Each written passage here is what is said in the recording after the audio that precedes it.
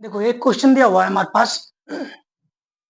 एक घड़ी की कीमत में 20% की कमी हो जाती है तो बेची गई घड़ी की संख्या में 40% की वृद्धि हो जाती है। तो जो भी परिवर्तन हुए हैं उसमें परसेंटेज के अंदर उस प्रतिशत का पता लगाना है हमें। तो इससे पहले क्या सीखा था हमने, जब भी हमें 10%, 5%, 2% इस तरह दिया हुआ हो तो हमें सक्सेसिव मेथड का यूज करेंगे। ठीक है, क्योंकि सक्सेसिव मेथड में क्या है कि थोड़ा इजी हो जाता है क्वेश्चन। तो इसको हम सक्सेसिव मेथड से करते हैं तो क्या है, 20% की कमी हो जाती है। सबसे पहले क्या लिखेंगे हम इसको, 20%। 20% को फ्रैक्शन में क्या लिखते हैं, 1/5। 1/5 लिखते हैं। तो ओल्ड वैल्यू क्या थी, न्यू वैल्यू क्या हो गई, यही ना, 5 थी, 5 से कमी है ना, तो 5 से 4 हो गई। 40%, 40% की वृद्धि हो गई है। अब 40% को हम क्या लिखते हैं, 2/5। क्या थी, 5 थी, कितना हो गई, 7 हो गई।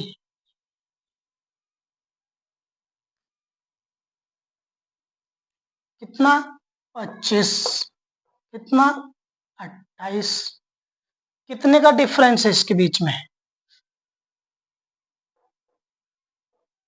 3 का।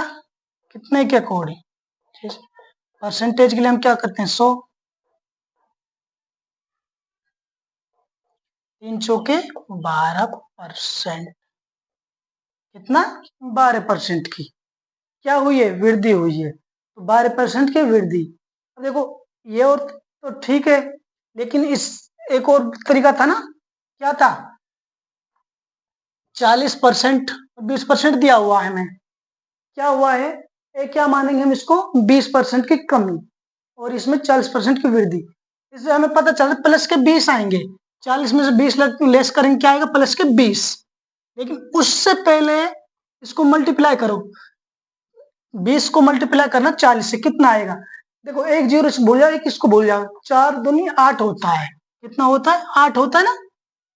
ठीक है, 2 जीरो को हम भूल गए थे, उनको अब लगा दो, 2 अंकों के बाद पॉइंट लगाना है हमें। ठीक है, प्लस और माइनस है, बताया था ना कि अगर एक जैसे निशान हो तो प्लस, अलग अलग हो तो माइनस। तो किसका, माइनस का। 40 ज्यादा है, पल वृद्धि हुई है, 20 की कमी, तो प्लस के 20। कितना आएगा, 20 में से 8 लेस करो, कितना, 12। किसके, प्लस के 12%। शॉर्ट में इस तरह कर सकते थे इसको,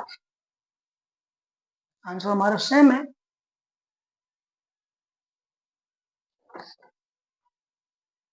एक क्वेश्चन और ले लेते हैं।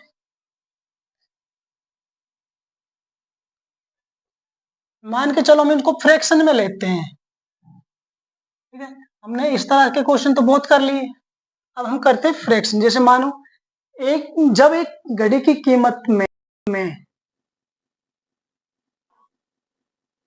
14/1/7 की वृद्धि, 7 की कमी हो जाती है गई है, तो घड़ी की संख्या में 33/1/3% की वृद्धि हो जाती है। तो बिक्री में क्या प्रभाव पड़े, देखो अगर हमें इस तरह दिया हुआ है तो इनमें हम सक्सेसिव मेथड का यूज ना करके कौन से मेथड का यूज करेंगे, रेशो मेथड का। रेशो मेथड क्या है, रेशो मेथड, रेशो मेथड में क्या करेंगे, सबसे पहले हम इनको फ्रैक्शन में तोड़ेंगे। क्या है, 14/1/7। 14/1/7 को हम क्या लिखते हैं, 1/7। क्या लिखते हैं, 1/7।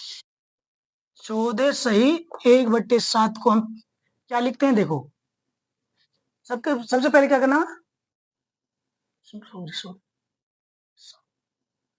14/7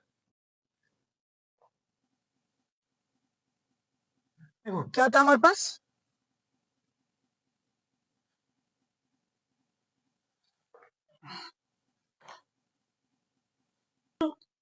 कोई कार्य करने के दौरान उसकी जो 14.2/7% की वृद्धि होती है, उसकी मजदूरी में प्रति घंटे इतना परसेंट बढ़ जाती है। दैनिक आय में कितना परसेंट वृद्धि हुई है, हमें ये पता लगाना है। सबसे पहले हम क्या करेंगे, 14.2/7 को हम फ्रैक्शन में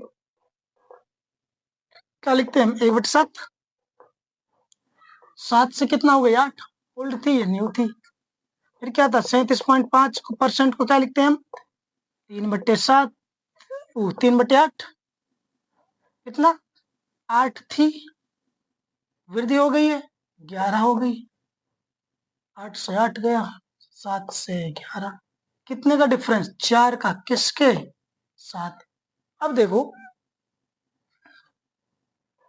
हम इस तरह भी कर सकते हैं, लेकिन हमें पता है 1/7 को हम क्या लिखते हैं, पहले इसको करते हैं, ठीक है, कि 400, ठीक है, कितना, 400/7।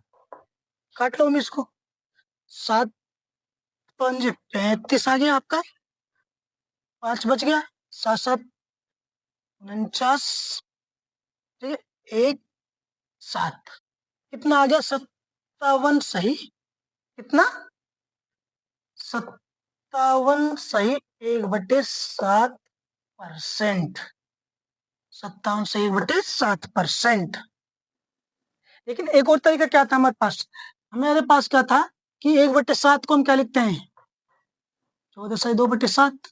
तो ये कितना, 4 गुना है, तो 14 को मल्टीप्लाई 4 से करो, 14 56, कितना हो गया, 56 ये हो गया, ठीक है। फिर क्या करना है, हम 4 को 2 से मल्टीप्लाई, 8 हो गया, एक इधर ट्रांसफर हो जाएगा, क्या था, 8/7 ये आएगा। लेकिन एक इधर ट्रांसफर होने के बाद क्या हो जाएगा, 57, यहाँ कितना बच जाएगा, 1। तो ये तो 57 से 1/7%।